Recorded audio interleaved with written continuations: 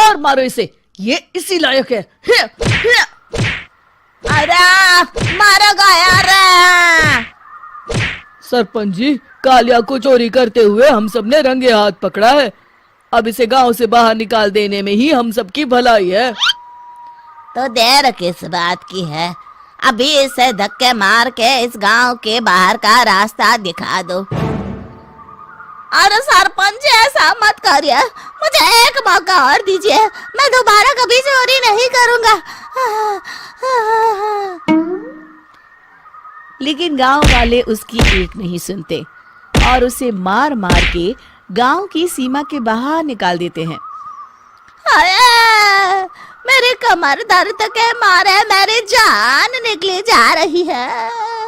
हाय, कमबख्तों ने जम के धुलाई की है मेरी।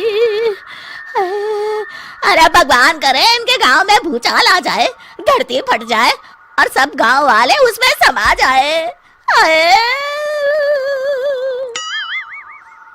चलते चलते कालिया जंगल में पहुंच जाता है। उसे वहां एक प्रयोगशाला दिखाई देती है। अरे इस जंगल में ये अजीब सा दिखने वाला घर किसने बनाया है, चल कर देखना पड़ेगा। कालिया प्रयोगशाला के पास चला जाता है।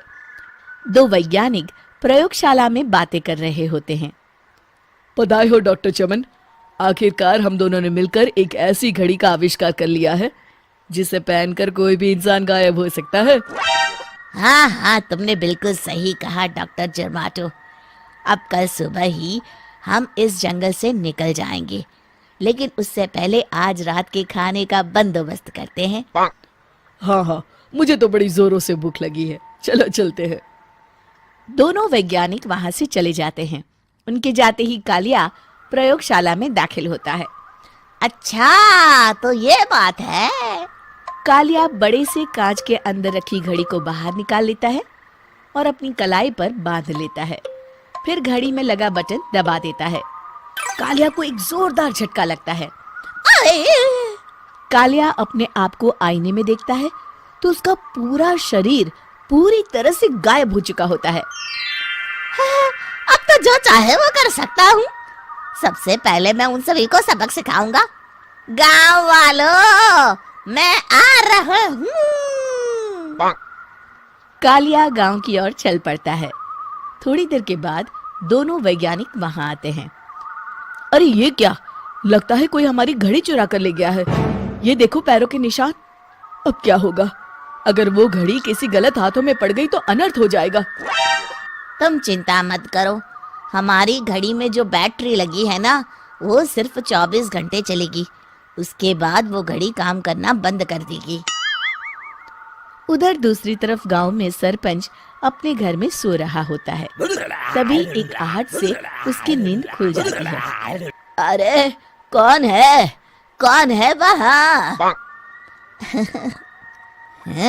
बड़े मजे से सो रहा है, आज मैं तुझे नहीं छोड़ूंगा। कालिया पास में पड़ा डंडा उठाकर सरपंच की पिटाई शुरू कर देता है। ये ले, ये ले, इसी लायक है, ले। आप मर गए। अरे अरे ये क्या हो रहा है? अरे अरे कोई बचाओ मुझे, मेरे घर में भूत आ गया है। सही कहा, मैं भूत ही तो हूँ, ये ले। अरे भूत जी, मैंने आपका क्या बिगाड़ा है, मुझे छोड़ दीजिए। आपको क्या चाहिए?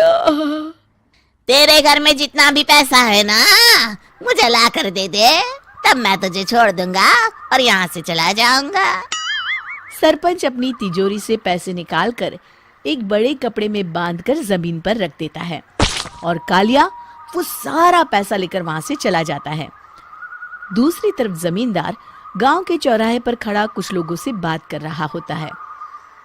इस कमीने जमींदार ने भी मुझे बहुत पीटा था, इससे भी बदला लेना तो बनता है। हाँ? जमींदार अचानक अपने आप को चांटे मारने लगता है। अरे भाई ये क्या हो रहा है? जमींदार साहब अब ठीक तो है ना? अरे मुझे नहीं पता भाई।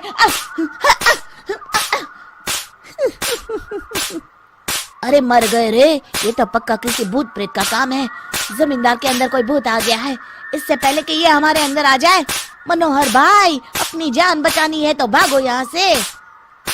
ये क्या? अरे बाप रे बाप, मुझे तो भूतों से बड़ा डर लगता है। मैं तो चला यहाँ से। अगली सुबह इस घटना से पूरे गांव में दहशत फैल जाती है। सभी गांव वाले आपस में बात करने लगते हैं। अरे भाई, पता नहीं कहाँ से हमारे गांव में एक भूत आ गया है। उसने कल रात को सरपंच और जमींदार की खूब पिटाई की और उनके सारे पैसे भी लेकर चला गया। हाँ भाई हाँ, ये भूत तो मुझे बड़ा अजीब लगता है। मेरी समझ में नहीं आता कि भूत उन पैसों का करेगा क्या। अरे तेल में पकोड़े बना के तलेगा बेवकूफ। इस बात की चिंता करके कहीं वो भूत हमारे घर में ना आ जाए। तुम बिल्कुल सही कह रहे हो आर्या, मैं भी इसी बात से घबरा रहा हूँ। अच्छा, अब मैं अपने घर जा रहा हूँ। तुम सब भी अपने अपने घर चले जाओ, उस भूत का कोई भरोसा नहीं है। हाँ। तीनों वहां से चले जाते हैं। दूसरी तरफ कालिया सारे पैसों को एक खंडर में छुपा देता है। इतने सारे रुपए तो मैंने अपनी पूरी जिंदगी में एक साथ कभी नहीं देखे। इस तरह कुछ दिनों में मैं अमीर बन जाऊंगा। आज मैं उस मोटे बब्बन को अपना शिकार बनाऊंगा। सुना है दहेज में बहुत सारे पैसे और गहने मिले हैं उसे। रात होते ही कालिया बब्बन के घर में घुस जाता है। हाँ, मिल गई तिजोरी। अब जल्दी से इसे खोलकर सारे पैसे निकाल लेता हूँ। अरे खुल जा खुल जा। खुल गई।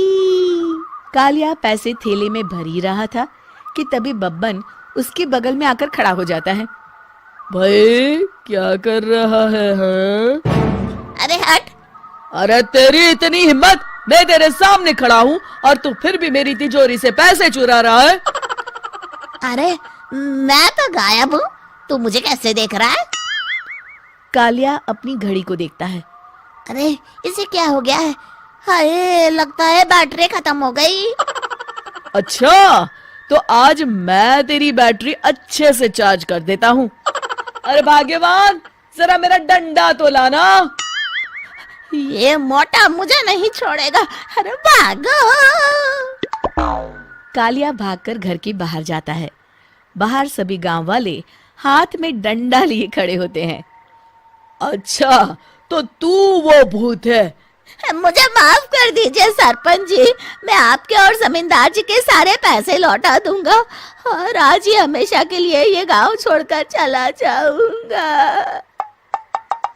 शिक्षा, बुराई ज्यादा दिन की मेहमान नहीं होती, एक दिन उसका अंत हो ही जाता है।